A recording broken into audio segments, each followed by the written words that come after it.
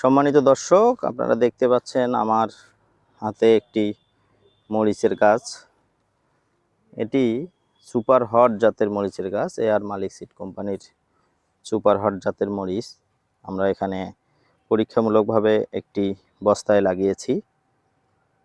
আপনারা দেখতে পাচ্ছেন অনেক গাঢ় সবুজ রঙের লম্বা লম্বা চকচকে মরিচ, প্রচুর ফলন হয়েছে, আপনারা দেখতেই পাচ্ছেন।